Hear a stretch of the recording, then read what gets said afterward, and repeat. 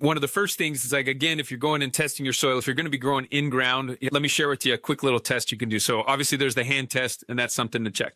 So one of the first things that you need in a good soil, it's got to be deep. If I'm doing vegetables, especially my fall vegetables, it's going to need to be at least 18 inches deep is really the depth of good nutrient-rich soil that I'm really trying to work with. And it needs to be, number two, it needs to be well draining. So a way you can test on well draining is if I just get a spade or shovel and I dig down into the ground, I create basically a 1 foot by 1 foot by 1 foot cube of vacant space. I just dig a hole.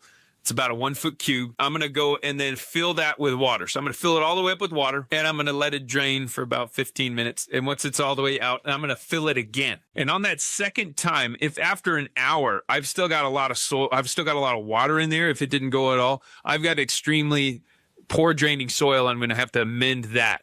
So, and this is something that's very important because a lot of people we find that they're going to dig out. They know it's got to be 18 inches of depth. And so they're going to dig that out. They're going to churn in some good nutrient rich stuff. They're going to add some manures, all these other things, and they're going to till that all in. But if they didn't do a test to make sure that it actually will drain through in that area, what they're basically doing is creating a pool, a sealed pot that's going to start cesspooling, and they're not going to see the negative effects of it until significantly later. Things are going to start off good, but over time, it's going to becoming more and more of a cesspool, and we're going to get more non-beneficial bacteria that are going to end up eating the roots and killing their plants from the bottom. And I've seen it happen a number of times because people are like, my garden looks so good for a few months, and all of a sudden it just everything shriveled up and died. And they're like, but we kept watering it. We watered it more, but that actually killed it faster because it's a root rot scenario in our wonderful heat rather than root draining and having that nice aeration that needs to happen.